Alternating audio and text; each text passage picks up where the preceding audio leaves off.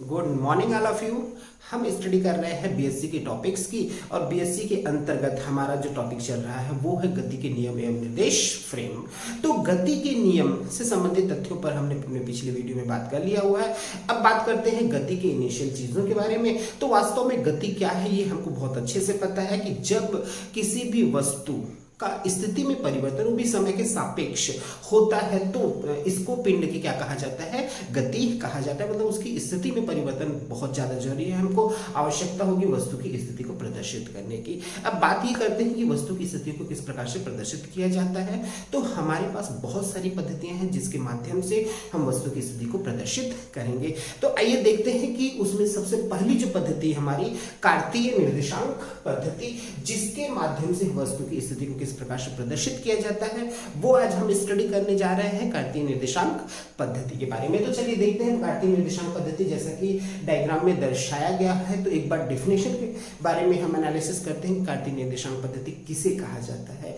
तो निश्चित तौर पे किसी भी वस्तु की स्थिति को यदि समकोणीय अक्षों के सापेक्ष दर्शाया जाता है या प्रदर्शित किया जाता है तो इस पद्धति को हम कार्तीय निर्देशांक पद्धति कहते हैं। या ये बोला जा सकता है कि वह पद्धति जिसके अंतर्गत वस्तु की स्थिति को उसके समकोणीय अक्षों के परितः प्रदर्शित किया जाता है कार्तीय निर्देशांक पद्धति कहा जाता है। आइए डायग्राम पर एक बार फिर से चर्चा कर लेते हैं कि वास्तव में डायग्राम में क्या शो किया गया है। तो हमारा जो वस्तु जो P है उसकी स्थिति के बारे में दर्शाया गया है। वस्तु P यहाँ पर स्थित है जो x y z निर्देशांकों के अक्ष के परितः है। तो हमारे अक्ष हैं x अक्ष, y अक्ष और z अक्ष है। केंद्र O से x अक्ष की जो दूरी है बिंदु A जहां पर स्थित है वो स्मॉल x है। बिंदु B जो है वो स्मॉल y दूरी पर है, जबकि बिंदु C जो है वो z दूरी पर है। तो जो बिंदु P है वास्तविक स्थिति तीनों अक्षों के परितः उसकी स्थिति को शो किया गया है। तो ये जो दूरी है यहाँ से ये जो दूरी हो जाएगी ये y हो जाएगी, यहाँ से ये दूरी हो जाएगी वो x हो जाएगी और ये जो दूरी हो जाएगी वो z हो जाएगी। तो इस स्थिति में वस्तु की स्थिति को प्रदर्शित करने के लिए उसके साथ हम एक सदिशों का यूज करते हैं। एक सदिश जो है हमारे i कैप x दिशा के लिए, j कैप y की दिशा के लिए और z के कैप जो है वो z दिशा के लिए है। तो अब अगर हम वस्तु को स्थिति को दर्शाते हैं जैसे कि हमारा सेंटर O है तो वस्तु की स्थिति को OP वेक्टर से प्रदर्शित किया जाएगा।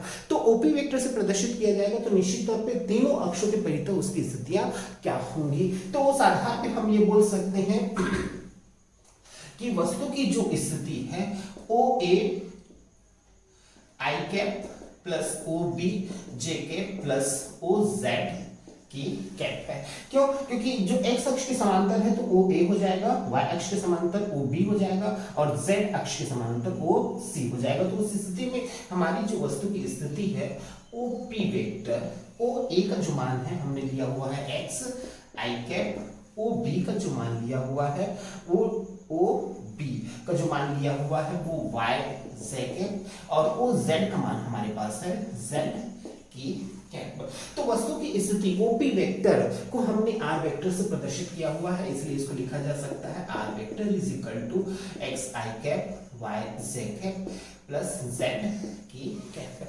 यहाँ I j और k कैप जो है वो एकक सदिश है। एकक सदिश का सीधा मीनिंग होता है कि उसके जो परिमाण होते हैं वो सदैव 1 हो जाते हैं। जैसे यहाँ पर I कैप j कैप और k कैप का जो परिमाण है वो 1 होता है, किंतु उसकी दिशा जो स्थितियों की दिशा है उसको प्रदर्शित करने के लिए आई कैप जे कैप और के कैप का प्रयोग किया जाता है। तो इस प्रकार हमारी वस्तु की स्थिति जो है वो R vector is equal to X I cap plus Y J cap plus Z के कैप, इस रूप में हम वस्तु की स्थिति को प्रदर्शित करते हैं। इस स्थिति में अगर हम इसके परिमाण की बात करें तो निश्चित तौर पे इसका जो परिमाण होगा उसका भी एनालिसिस किया जा सकता है उसके आधार पर। तो यहाँ पर अगर हम देखें तो सबसे पहले 2 डायमेंशनल में हम स्टडी कर लेते हैं। 2 डायमेंशनल में जैसे ये एक समकोण त्रिभुज है तो O इसको नाम दे देते हैं Q। तो OAQ के अंतर्गत OQ का जो मान हो जाएगा OQ का स्क्वायर बराबर हो जाएगा OA का स्क्वायर और प्लस AQ का स्क्वायर। ये पाइथागोरस प्रमेय से है कि कर्ण का वर्ग बराबर लंब का वर्ग धन आधार का वर्ग। तो OQ का जो स्क्वायर है OQ square which is equal to ये एक्स स्क्वायर हो जाएगा ओ ए का स्क्वायर प्लस ए क्यू का स्क्वायर जो हो जाएगा वो वाई स्क्वायर हो जाएगा। तो यहाँ पर अगर ओ क्यू का एनालिसिस हो गया है तो ओ क्यू का जो मान है ये हमारे पास आ गया है root over X square plus Y square. अब इस त्रिभुज में ये जो समकोण त्रिभुज बन रहा है उसके आधार पे हम एनालिसिस करेंगे ओ पी क्यू में, ओ त्रिभुज ओ पी क्यू में। तो त्रिभुज ओ पी क्यू में अगर हम बात करते हैं तो कर्ण का वर्ग जो होगा ओ पी का स्क्वायर, ओ पी कर्ण हो जाएगा, लंब जो हो जाएगा हमारा पी क्यू होगा, पी क्यू का स्क्वायर प्लस ओ क्यू का स्क्वायर। तो इस आधार पे पाइथागोरस प्रमेय के आधार पे ये कर्ण का वर्ग बराबर लंब का वर्ग धन आधार का वर्ग हो जाता है।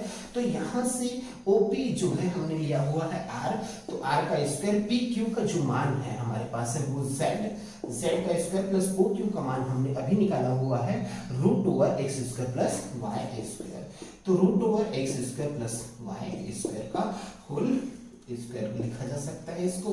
तो इस आधार पे हम लिख सकते हैं R square is equal to Z square plus X square plus Y square, या R square is equal to X square plus Y square plus Z square, या ओवरऑल लिखा जा सकता है R is equal to root over X square plus Y square plus Z square. तो इस आधार पर हम इसकी दिशा और परिमाण दोनों का एनालिसिस कर सकते हैं। दिशा के लिए आर वेक्टर बराबर एक्स आई कैप प्लस वाई जे cap plus Z K cap है, जबकि परिमाण के लिए हम बात करेंगे R is equal to root over X square plus Y square plus Z square. तो इस आधार पर इसका दिशा और परिमाण निकाल सकते हैं। अब हम बात करने जा रहे हैं कि इसके वेग और त्वरण को किस प्रकार से प्रदर्शित करेंगे, उसका जो परिमाण होगा वो क्या होगा।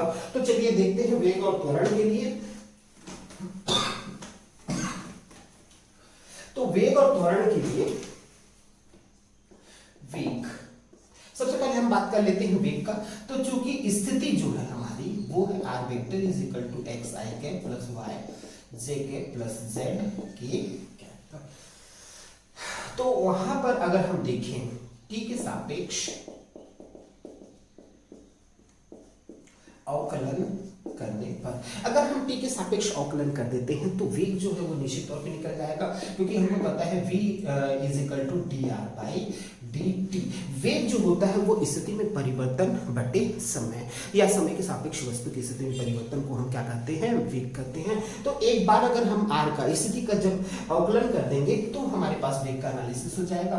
तो d by D t x I cap y J cap plus Z के कैप, या इसको लिखा जा सकता है v is equal to d x by D T I cap d y by D T J cap d z by D T के cap. चूंकि d x by D t जो है वो x दिशा में या समय के सापेक्ष स्थिति में परिवर्तन है, तो निश्चित तौर पे इसको कहा जाता है x दिशा में वेग, और उसको हम दर्शाएंगे v x से। उसी प्रकार अगर हम बात करें dy बाई dt की तो वो हो जाएगा वेग vy, और dz बाई dt जो है वो vz, z डायरेक्शन में वस्तु की स्थिति में होने वाला परिवर्तन। तो अब हमारा जो वेग का सूत्र हो जाएगा v इज इक्वल टू हो जाएगा vx i cap plus vy j cap plus vz की कैप। और अगर हम बात करते हैं परिमाण की परिणामी वेग, जो वेग का एनालिसिस कैसे करेंगे, तो रूट ओवर इसका सूत्र हो जाएगा vx का स्क्वायर प्लस vy का स्क्वायर प्लस vz का स्क्वायर। तो इस प्रकार हम कार्तीय निर्देशांक पद्धति में वेग को प्रदर्शित करते हैं। वेग के लिए हमारे पास सूत्र हो जाएगा v is equal to vx i cap plus vy j cap plus vz k cap, और उसका जो परिमाण होगा वो होगा vx का स्क्वायर प्लस vy का स्क्वायर प्लस vz का स्क्वायर। इससे आगे बात करते हैं अब हम त्वरण की। तो त्वरण को भी देख लेते हैं कि त्वरण का जो एनालिसिस है वो किस प्रकार से किया जा सकता है। त्वरण, तो निश्चित तौर पे त्वरण मतलब नॉर्मल सी बात है, वेग में परिवर्तन की दर को क्या कहा जाता है, त्वरण कहा जाता है। मतलब वेग का ही एक बार फिर से डिफरेंशिएशन करते हैं तो हमारे पास त्वरण का एनालिसिस हो जाता है। तो हम पहले देख लेते हैं वेग हमारा क्या निकला था, v is equal to vx i cap plus vy j cap plus vz k cap, ये हमारा निकला हुआ है वेग। और इसके आधार पे हम त्वरण का, यदि त्वरण a वेक्टर हो तो a vector which is equal to dv vector by dt, ये v वेक्टर का एनालिसिस होगा मैंने पहले भी कहा हुआ था कि वेग में परिवर्तन की दर को क्या कहा जाता है, त्वरण कहा जाता है। तो आइए देखते हैं यहाँ पर एनालिसिस किस प्रकार से करेंगे। A vector is equal to D by D T V X I cap V Y J cap V Z के cap. A vector is equal to D V X by D T I cap D we Y by D T J cap plus D V Z by D T के cap. और चूंकि यहां से फिर से हम देखें D V X by D T मतलब नॉर्मल सी बात है, डी वी एक्स वेग में परिवर्तन, तो ये ए एक्स हो जाएगा, एक्स दिशा में वेग में परिवर्तन हो रहा है इसलिए इसको ए एक्स कहा जाएगा। D we Y by D t इसको ए वाई और d V Z by D t इसको कहा जाएगा ए जेड। तो इस आधार पे ए वेक्टर का जो मान हो जाएगा वो हमारे पास होगा A X I cap A Y J cap और ए जेड के कैप। तो इसका जो त्वरण होगा कार्तीय निर्देशांक पद्धति में जो पिंड का त्वरण होगा उसको दर्शाया जाएगा A vector is equal to A X I cap plus A Y J cap plus A Z के कैप। तथा इसके अगर परिमाण की बात करें तो निश्चित तौर पे परिमाण भी उसी आधार पर निकाला जाएगा, ए एक्स का स्क्वायर प्लस ए वाई का स्क्वायर प्लस ए जेड का स्क्वायर। तो इस आधार पर हम कार्तीय निर्देशांक पद्धति में किसी भी वस्तु की गति, स्थिति और उसके वेग तथा त्वरण को प्रदर्शित करते हैं।